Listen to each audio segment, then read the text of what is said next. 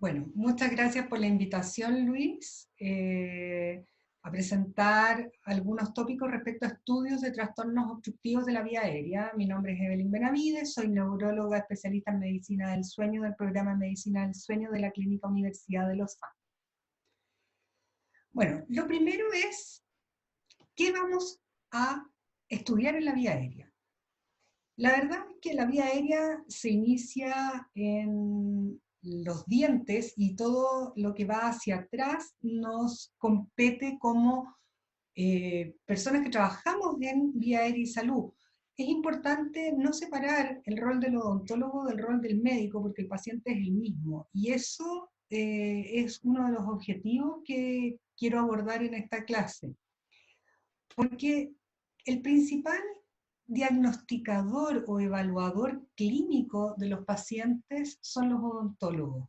Los pacientes menos graves o menos sintomáticos llegan primero al odontólogo y después al especialista en medicina del sueño. Por lo tanto, tener una idea de cómo se hace la evaluación clínica es bastante relevante para todos. Lo importante es tener una hipótesis diagnóstica, que en realidad es ver cómo establecer una probabilidad de diagnóstico de síndrome de apnea obstructiva del sueño. Y la evidencia muestra que la clínica es útil, pero no suficiente para hacer el diagnóstico. El tener 3 preguntas en la ficha clínica, usted ronca, hace pausas respiratorias en la noche o su compañero de cama ha observado pausas respiratorias en la noche, y despierta con sueño en el día o anda con sueño en el día, tiene solamente esas 3 preguntas una sensibilidad de un 52 a un 60% y una especificidad que bordea el 70%. Por lo tanto, agregar 1 minuto a la anamnesis odontológica aumenta nuestra posibilidad de encontrar el síndrome de apnea obstructiva del sueño. Pero es necesario muchas veces realizar un examen confirmatorio. Hay gente que tiene muchos síntomas y una polisomnografía, que vamos a ver después que es el gold standard, que no tiene tantos eventos respiratorios como uno esperaría. Y hay gente que es muy oligosintomática, y es por eso que la sensibilidad de las preguntas cae. Hay gente que es oligosintomática y que tiene un alto número de eventos respiratorios y una baja significativa de la saturación de oxígeno. Por lo tanto, para un porcentaje que se encuentra en la media, solamente con ronca, tiene pausas respiratorias observadas por su compañero de cama o tiene sueño durante el día, si están las 3 presentes, ya tenemos una orientación bastante buena. Y el examen confirmatorio gold estándar es la polisomnografía. Es importante saber que el gold estándar no es necesario hacérselo a todos los pacientes, pero tiene cosas buenas. La polisomnografía, que vamos a ver después cómo se arma esto, evita hacer una marcación, que es el scoring de eventos respiratorios, en pacientes que están despiertos. La polisomnografía nos asegura cuando un paciente está durmiendo porque cuenta con electrodos que están en el cuero cabelludo que marcan las distintas etapas del sueño. Por lo tanto, sabemos cuando el paciente se queda dormido. Y ahí empezamos la marcación de eventos respiratorios, lo cual lo diferencia de algunas otras formas de estudio como la poligrafía, en la cual podría pasar que subestimemos el número de eventos respiratorios porque el paciente está despierto.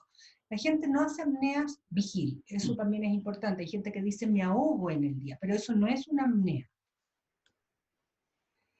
También es buena la polisomnografía porque nos permite detectar eventos que pasan en la arquitectura del sueño. Una de estas cosas son los microdespertares.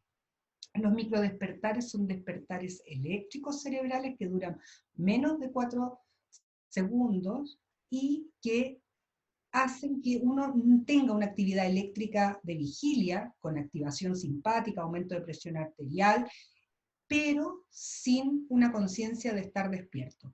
Y también nos permite el scoring de los RERA, que son la resistencia aumentada de la vía aérea superior, que todavía está en discusión si tiene o no un rol en la patogenia de la apnea del sueño, pero es importante considerarlo. Es como tener un evento respiratorio sin desaturación.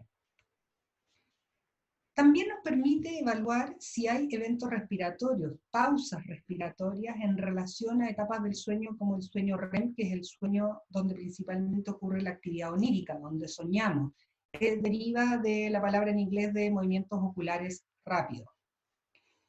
Y también permite un cálculo, por esto mismo, preciso del índice de eventos respiratorios, de apneas, hipopneas y si queremos sumar las resistencias aumentadas de la vía aérea superior. Y también nos permite ver otros trastornos del sueño concomitantes. Hay un tema importante, los trastornos del sueño son comórbidos. Hay gente que tiene apnea del sueño y movimientos periódicos de extremidades, insomnio, narcolepsia, hasta en 1/3 de los casos. O sea, un paciente que ronca, hace pausas respiratorias en la noche y anda con sueño en el día, aparte de tener una probabilidad pretest de un 70% de tener una apnea del sueño, puede tener movimientos de piernas en la noche que empieza a patear a su compañero de cama, puede tener también una cosa que se llama trastorno conductual del REM, que durante el sueño donde se sueña empiezan a conversar o a hacer movimientos bruscos, como de pelea, como de lucha, y que incluso han llegado a causarle lesiones a su compañero de cama. Pero, ¿cómo evaluamos el sueño? La clínica es fundamental, pero como vemos no es lo único que podemos requerir, o sea, fundamental, pero no excluyente de los estudios. Hay que también pensar que los trastornos del sueño se asocian o pueden ser causa incluso o consecuencia de problemas tiroideos, de déficit de vitaminas como la vitamina B12, anemia, bajas en la cinética del fierro o alteraciones en la cinética del fierro. Por lo tanto, hay que pedir una batería de esos exámenes durante nuestra evaluación. Y llegando ya a lo que nos convoca aquí, la polisomnografía es un examen que tiene que ser tomado bajo ciertas condiciones, no solamente son los sensores. Es un examen que se hace de la misma forma en niños de 6 años en adelante y mide lo mismo y tiene más o menos los mismos valores. Desde los 12 años en adelante los valores de adultos y niños son los mismos, entre los 6 y los 12 años es un poco más estricta la validación del número de eventos respiratorios. Se requiere un evento respiratorio por hora para decir que es anormal, mientras que de los 12 años en adelante sobre 5 eventos respiratorios por hora. Pero tenemos que medir varias cosas. Es un paciente que está en una cama, que en general está hospitalizado, no es su cama. Ahora ya tenemos algunos sistemas para hacerlo a domicilio y estamos haciendo las pruebas con equipos bastante más pequeños, así que en esa parte vamos a poder resolver unos problemas. En que tiene sensores de electromiografía, que son unas plaquitas como de 1 centímetro metálicas con pasta, como una pasta de diente que se pone en los tibiales anteriores, en ambas piernas. Tiene 2 bandas elásticas que tienen un sensor pizoeléctrico que al expandirse generan una señal de voltaje que se pone uno en el tórax y uno en el abdomen para ver si hay una respiración paradojal, que en el fondo el tórax va por un lado con la presión versus el abdomen y están luchando por tener entrada de aire a diferentes presiones, por ejemplo, cuando ocurre con una apnea. También hay sensores de oximetría, hay sensor de ronquido, hay sensor de flujo nasal y de presión nasal. Son 2 sensores para medir tanto el flujo como el cambio de temperatura en el borde de la nariz para sensar los eventos respiratorios. Y hay sensores que van en los lados de los ojos, que son los electrooculogramas para ver si el paciente está en sueño REM o no. Y también en la cabeza van 10 sensores mínimos que van mostrándonos las etapas del sueño, la actividad eléctrica de las etapas del sueño.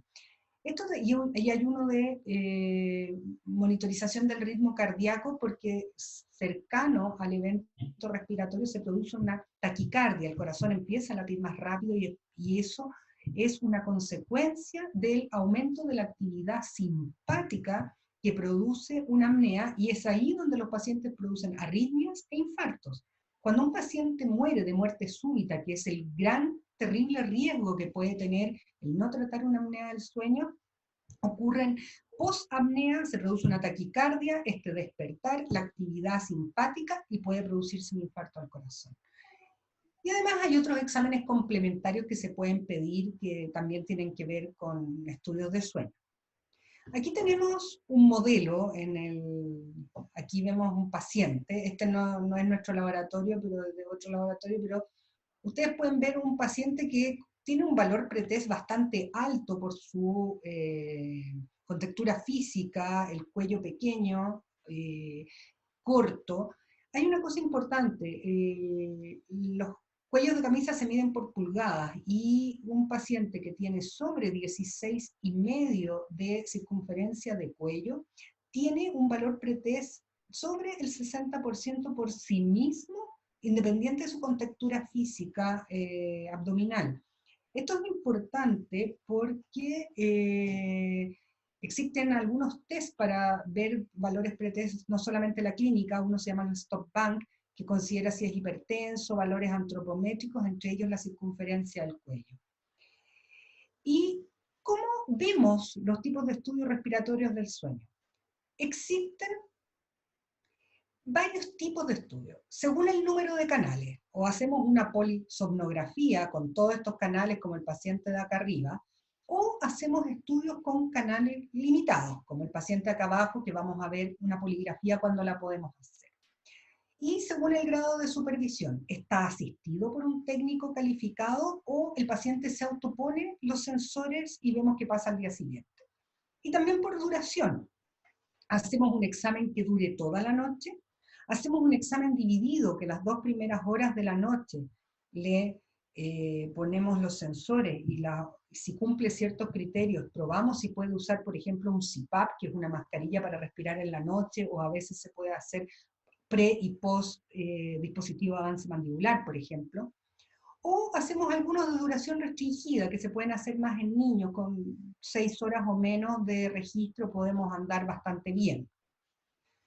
Aquí tenemos qué es lo que pesquisa el sensor térmico en pacientes con apnea del sueño. El de arriba es el sensor térmico que se pone cerca de la nariz y sensa una ausencia de flujo respiratorio, y las bandas abdominal y torácica están haciendo una respiración paradojal. Ustedes ven que una va hacia abajo y la otra va hacia arriba, tratando de hacer entrar el aire, y uno ve que termina el evento respiratorio y después estas bandas vuelven a tener un mismo ritmo y un mismo sentido de la respiración. O sea, el dejar de respirar por más de 10 segundos hace que se produzca esta inversión en la secuencia de la respiración tóraco-abdominal. Y esto se llama apnea obstructiva. Después puede pasar esto, que venga el paciente respirando, deje de respirar y no haya ni esfuerzo respiratorio ni de las bandas torácicas ni abdominales. Y esto es un evento central. Estos eventos son más graves desde el punto de vista de que su fisiopatología tiene que ver con el fondo del centro respiratorio que se encuentra en el tronco encefálico, y aquí los pacientes que tienen este tipo de eventos respiratorios pueden incluso empeorar si usan un CPAP. Y se ve más en gente que tiene insuficiencia cardíaca, limitación del EPOC antiguo, pero de los pacientes tabáquicos que tienen algún grado de restricción respiratoria. Y por otro lado, se pueden dar estos eventos respiratorios que el paciente deja de respirar, y al principio se da que no tiene esfuerzo torácico ni abdominal, y en la mitad del evento respiratorio vuelve a tener esfuerzo torácico abdominal, y esto se llama una apnea mixta. Este es un evento obstructivo, un evento central y un evento mixto. La única forma real de saber qué tipo de evento respiratorio hace el paciente es con una polisomnografía con todos los canales. La verdad es que lo demás es inferir lo que está pasando. Aquí tenemos una polisomnografía real. Los canales de arriba son los canales que se ponen en el cuero cabelludo para ver la etapa del sueño en la que está el paciente. Aquí están los movimientos oculares, y aquí vemos la frecuencia cardíaca, la saturación, los ronquidos y eventos que son por flujo y por temperatura, que son eventos centrales. Este paciente no tiene esfuerzo respiratorio ni tiene esfuerzo torácico al momento de hacer los eventos de apnea. Y aquí vemos cómo va bajando la saturación, y aquí en la frecuencia cardíaca uno ve que el paciente sale del evento respiratorio y se produce una taquicardia y un micro despertar. Esta activación simpática, que dura un par de segundos, estos son 2 minutos, dura un par de segundos, es la que lleva al mediano y al largo plazo a los eventos cardiovasculares que ocurren durante la noche. Los pacientes que tienen apnea del sueño tienen más probabilidad de fallecer durante la noche que el resto de la población general. Aquí tenemos un resumen de una polisomnografía, los eventos que hace un paciente toda la noche. Y tenemos aquí la saturación de oxígeno que va aquí tiene un evento de desaturación, aquí otro, y aquí otro montón de desaturaciones que van en relación al aumento de los eventos respiratorios. ¿Por qué? Porque este paciente tiene una apnea del sueño postural. El paciente se pone boca arriba y hace más eventos respiratorios y desatura más. Vuelve a ponerse boca arriba y hace más eventos respiratorios y desatura más. Estos son los microdespertares, la cantidad de veces como que estuvieran pateando al paciente durante la noche. Y aquí tenemos movimientos torácicos, los ronquidos. Aquí tenemos un cuadro que es bastante más grave en una polisomnografía, que tenemos aquí la parte que está puesto en el cuero cabelludo para ver las fases del sueño, los movimientos oculares, y ustedes ven este patrón. El paciente hace una apnea central, y aparece este respirar que empieza poquitito, crece y vuelve a decaer. Esto es grave, se llama respiración de Cheyne-Stokes, y esto no se arregla con temas odontológicos. Esto es del cardiólogo y este es un paciente de alto riesgo cardiovascular. Pero la historia de estos pacientes es la misma, roncan, tienen apnea y dejan de respirar, andan con sueño en el día. El problema de la polisomnografía que tiene sus limitaciones. Usa harto personal, hay que tener un técnico toda la noche calificado por cada paciente y un equipo por cada paciente. Y la logística es más o menos compleja en el sentido de que tiene muchos cables y muchos amplificadores de señales entre los cables y el computador, que es el que toma la señal. Es de un costo ya no tan alto como era antes, bastante bien cubierto por las ISAPRES, tiene un código FONASA, incluso existe un bono PAD FONASA, el cual FONASA paga en las clínicas que están acreditadas para hacerlo 2/3 del examen, lo cual lo ha acercado bastante a la población FONASA. Y la disponibilidad del estudio, no es llegar y pedir una polisomnografía, hay que ver dónde pedirla, en qué lugar se hacen bien, en qué lugar cumple con todos los criterios de acreditación para poder hacerla. Y además que algunos pacientes dicen que como no es su cama, no van a dormir bien. Eso lo estamos resolviendo con equipos que son más del tipo Holter y que estamos haciendo las pruebas para ver cómo funciona. Dentro de los estudios abreviados, existen 4 tipos de estudios. Uno, la polisomnografía estándar del laboratorio, esta que les cuento con todos los sensores. El tipo 2 son los exámenes portátiles que tienen mínimo 7 canales, que puede o no incluir la posición, pero que el problema es que es como una mini polisomnografía, es una polisomnografía que le faltan cosas. El tipo 3 es la polisomnografía modificada, que es lo que corresponde a una poligrafía respiratoria, que es lo otro que podemos hacer, que es un examen bastante menos invasivo, pero vamos a ver que sirve para algunas cosas, no para todas. Y el tipo 4 tiene 1 o 2 canales. Por ejemplo, hay gente que hace saturometrías nocturnas, pone un saturómetro y graba la saturación nocturna e infiere que si el paciente hace desaturaciones nocturnas, el paciente tiene apneas en ese momento, lo cual puede o no ser verdad. Y si el paciente no duerme nada, va a tener una línea normal de saturación y no es que no tenga un problema, es que no durmió. ¿Cuáles son las recomendaciones de la Academia Americana de Sueño respecto a los estudios abreviados? Usar con menos canales cuando el paciente tiene una probabilidad pretest, o sea, la posibilidad real de que tenga una apnea del sueño moderado severa sea alta, o sea, ronca, hace pausas respiratorias en la noche que la han observado, tiene sueño en el día, pero además tiene el cuello ancho, tiene sobrepeso, tiene alguna comorbilidad como hipertensión, de paciente joven, y probablemente no sea candidato a usar un CPAP porque en ese caso se recomienda más hacer una polisomnografía y probar el CPAP en ese momento. Pero no es apropiado usarlo si el paciente tiene otras cosas. Insuficiencia cardíaca, porque puede aparecer esta respiración grave de Cheyne-Stokes, que no hay cómo verla en los exámenes abreviados. Puede haber, los pacientes que tienen insuficiencia respiratoria, hipoventilación central, hay gente que tiene una, sobre todo en niños pequeños, una inmadurez del centro respiratorio y se les olvida respirar.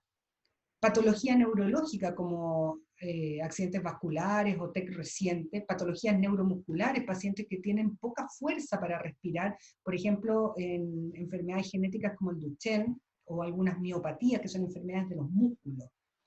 O que sospechemos apneas centrales o respiraciones periódicas. ¿Por qué? Porque como las apneas centrales requiere de más canales para darnos cuenta que realmente esta apnea es del centro respiratorio y no un fenómeno de obstrucción de la vía aérea superior. Y personas que tienen insomnio, movimientos de piernas en la noche, trastornos conductuales del REM, que es esta gente que pelea en la noche, u otras cosas, lo ideal es no usarlo.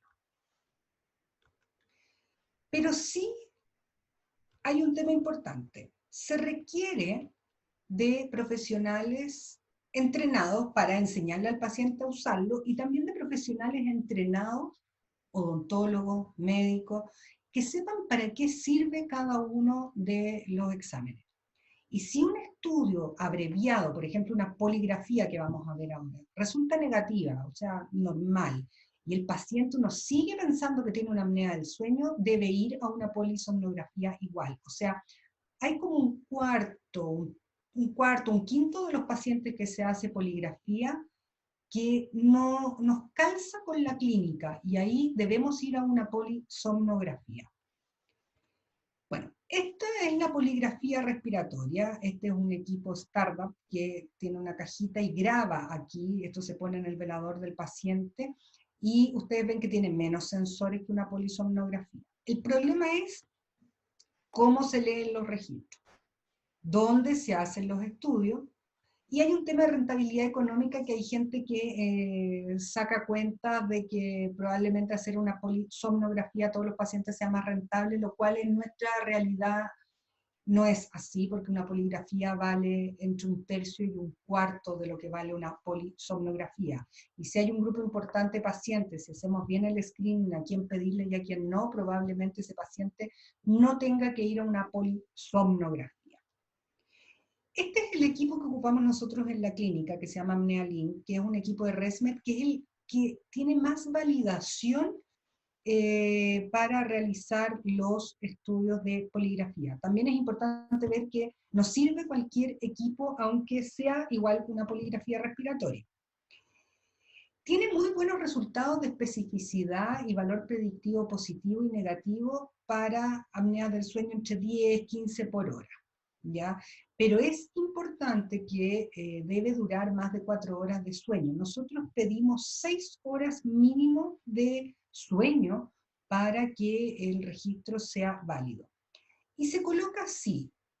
El paciente se le entrega una caja que tiene un monitor pequeño, que es una caja que es, donde van las señales en un pequeño grabador, digamos, con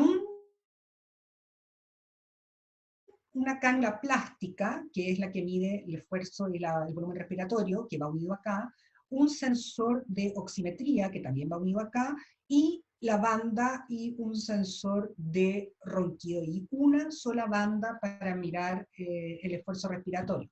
Si ustedes piensan que la polisomnografía tiene los sensores en la cabeza, al lado de los ojos, 2 sensores respiratorios, uno en el mentón para ver el tono muscular, 2 bandas, el electrocardiograma, y 2, uno en cada pierna para ver los movimientos de las piernas, La verdad que este es un examen que solo y solo sirve para buscar eventos respiratorios y más que nada para descartar en gente con un valor pretest negativo alto, o sea, alguien que se ve más o menos sano, o sea, que o ronca, o hace apnea, o anda con sueño en el día, que no tiene toda la clínica, y que tenga un peso normal, un cuello delgado, podemos con relativa seguridad usar una poligrafía y no llegar a una polisomnografía. Y por otro lado, los pacientes muy graves que no tengan comorbilidad en el sentido de que no tengan enfermedades cardiovasculares o no tengan accidentes vasculares previos, también se pudiera usar pensando que ese paciente uno corrobora el diagnóstico y va a usar un CPAP o va a hacer un tratamiento más agresivo odontológico. Pero en el caso del odontólogo, esta es una muy buena herramienta para deshacerse de dudas diagnósticas o comorbilidades en pacientes que va a iniciar algún tratamiento que vaya a modificar, por ejemplo, el volumen de la vía aérea. Esto es importante porque aquí se controlaron los dos exámenes y hay un tema de usar solo una cánula respiratoria, que en los pacientes que nos dan números intermedios, hay que pensar que bajo 5 eventos respiratorios por hora es normal, entre 5 y 15 eventos respiratorios por hora de dejar de respirar es una apnea leve, de 15 a 30 eventos por hora es moderada, y sobre 30 eventos por hora es una apnea del sueño severa. Y si desatura menos de 75% en algún evento en la noche es severo, si desatura menos de 80% es moderado y menos de 85% es leve. O sea, hay dos formas de mirar si una apnea del sueño es severa, moderada o leve.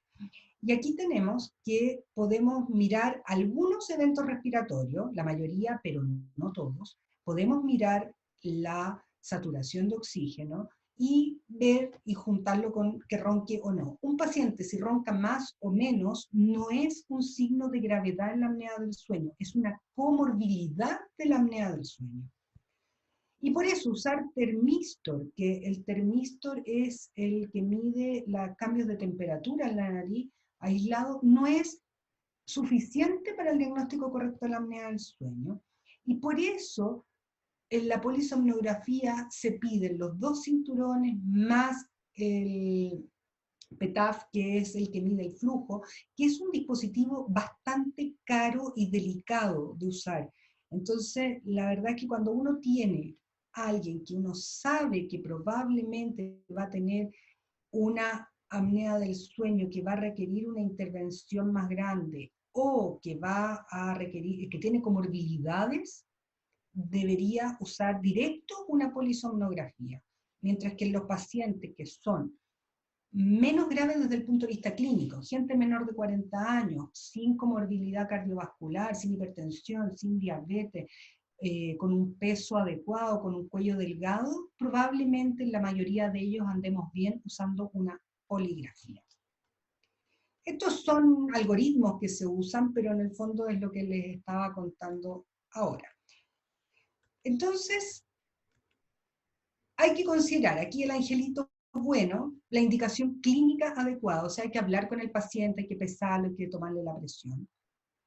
Y la realidad socioeconómica y práctica. La polisomnografía no existe en forma fácil de disponer en los servicios públicos de salud. Por eso, la previsión de FONASA sacó la modalidad de un bono que se llama prestación asociada a diagnóstico, que es el bono PAD, que implica que FONASA hace un copago para que una persona FONASA pueda acceder a una polisomnografía. Tiene sus limitaciones, pero se puede hacer. Y la limitación práctica de que los hospitales, de hecho, están bastante colapsados de camas, es difícil tener una unidad dedicada a esto.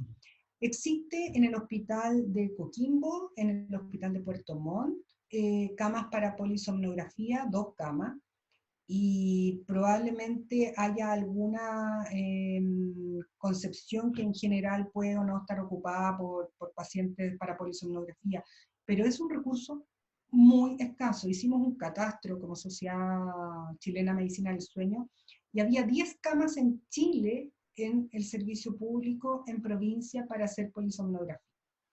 Mientras que en Santiago está concentrado todo y los centros de sueño están solamente en Santiago. Por eso un paciente de provincia tiene que viajar a Santiago a hacerse el estudio.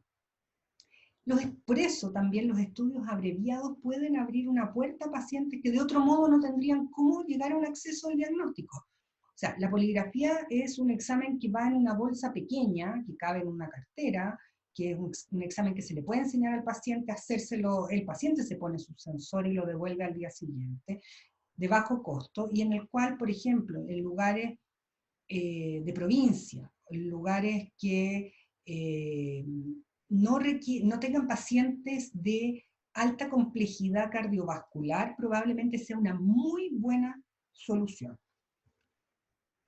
Pero sabiendo que en algún momento, si se requiere, debería ir a una polisomnografía. O sea, no se puede hacer una poligrafía si no tenemos como la cartita bajo la manga de dónde mandarlo a una polisomnografía o qué especialista en sueño podemos recurrir en caso de requerir ayuda porque la clínica no compete con lo que sale en el resultado del examen.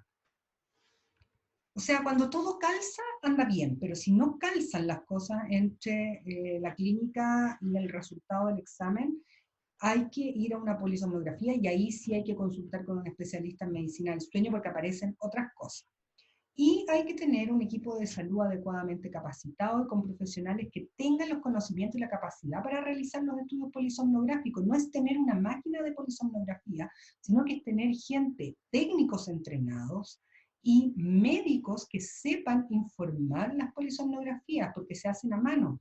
No es un screening automatizado. La polisomnografía bien escoriada, se dice, pero como contados los eventos de respiratorio, de sueño, lo que va pasando durante la noche se hace a mano, toma entre 2 y 3 horas, se hace cada 30 segundos la pantalla del computador y se marca todos los eventos a mano. Esa es la forma más exacta de realizar, de interpretar la polisomnografía. Bueno, esto es bien importante y no efectuar estudios abreviados si no tenemos una selección de pacientes. O sea, no es para todos. Y en eso hay que hablar con los pacientes y tener una clínica y cada lugar debería tener, ojalá, su protocolo y ponerse de acuerdo entre quienes trabajan juntos cómo van a abordar este tipo de pacientes y pedir ayuda cuando aparecen pacientes con más problemas.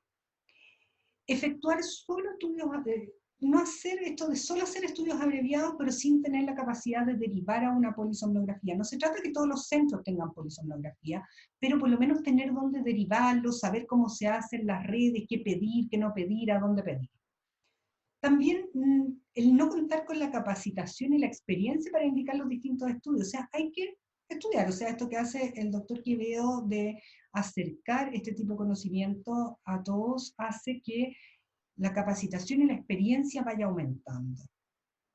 Y también no informarle a los pacientes todo, porque en el fondo hay que informarle sus opciones diagnósticas. Hay que decirle, mire, puede pasar que el tratamiento odontológico lo ayude, pero no sea de total resolución de su problema respiratorio del sueño. O puede que tenga otra cosa, o puede que haya que mandarlo a un médico para que le dé medicamentos para otras cosas, o puede que sí seamos la solución definitiva a su problema con lo que vamos a hacer sobre su vía aérea. Por lo tanto, los estudios abreviados poligráficos son una alternativa a la polisomnografía en pacientes que tienen una alta probabilidad pretest de tener una apnea del sueño, pero que no tengan una patología concomitante, o pacientes que tengan una muy baja posibilidad pretest de tener una apnea del sueño y que tampoco tengan una patología concomitante, como accidentes vasculares, hipertensión no controlada, hipertensión en pacientes menores de 40 años, diabetes descontrolada.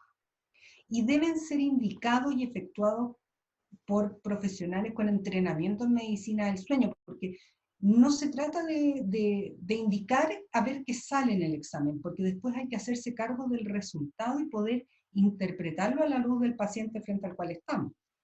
y debe medir por lo menos el flujo aéreo, por lo menos el esfuerzo respiratorio y por lo menos la saturación de oxígeno. O sea, hacer exámenes de solo saturometría nocturna son muy confundentes y eso sí que nos pueden llevar muy por el desvío. Y deben usarse en forma integrada con la polisomnografía. Y esto quiere decir que deberíamos tener cómo derivar a un lugar que nos pueda apoyar con la otra parte del estudio. Y en camino de eso, les cuento que en Clínica Universidad de los Andes, en conjunto con ICLAS y la Universidad de los Andes, estamos realizando un diplomado de medicina del sueño, que es un diplomado por razones pandémicas online absolutamente ahora, pero que tiene interacción a través de todos estos medios digitales que hemos aprendido a usar sobre fundamentos fisiológicos, fisiopatológicos, clínicos y terapéuticos del sueño. Y tenemos que también contarles que hay un grupo muy importante de odontólogos que es parte de nuestros alumnos que han confiado en nosotros, así que los dejo invitados si quieren investigar un poco más de esto o lo que necesiten. Aquí está mi mail, y esta es parte de nuestro equipo, van a ver caras conocidas de ustedes, parte de nuestro equipo del programa de medicina del sueño de la clínica. Tenemos neurólogos infantiles, maxilofacial, diabetólogos, kinesiólogos, odontólogos, ortodoncistas, broncopulmonares, psiquiatras, otorrinos, neurólogos, y trabajamos todo lo más en conjunto posible. Así que muchas gracias al doctor Quevedo por esta invitación y ojalá quedemos en contacto para lo que puedan necesitar. Muchas gracias.